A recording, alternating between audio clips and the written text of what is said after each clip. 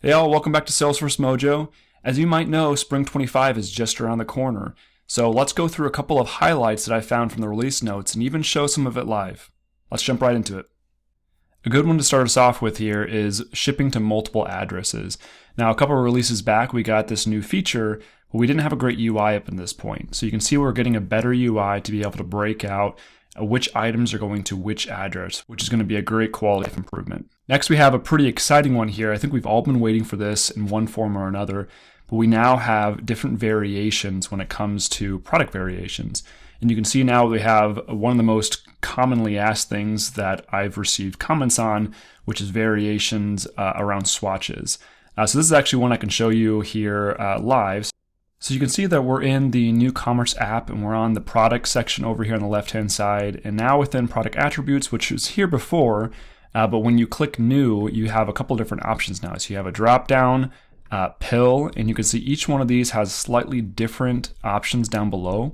When we get over to swatches, it actually allows you to choose what color you want, whether it's hex code or you get this little visual selector here, and then being able to provide it an option as well. And I think that's going to provide a great quality of life when it comes to D2C and even a couple of B2B use cases as well. Next up, we have the abandoned cart functionality. Now, there's actually a couple of email updates inside of the Spring 25. There's a little bit of updates to like the welcome emails and the order confirmation emails, but we also get the ability to trigger off abandoned cart events, which up to this point required quite a bit of automation and customization, but now you have an event that comes right out of the box, and then you can decide what you want to do with it, whether it's sending an email or doing another action. But that event is going to be really nice to be able to subscribe to. Now, to finish this off, we've got two experience improvements, which aren't super UI focused, but I think are really important when it comes to improving the overall performance of how we interact with our commerce experience.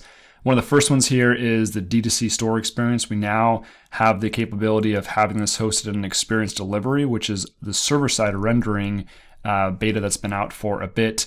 This is now coming GA, so we have that availability for anything that's released after Spring 25.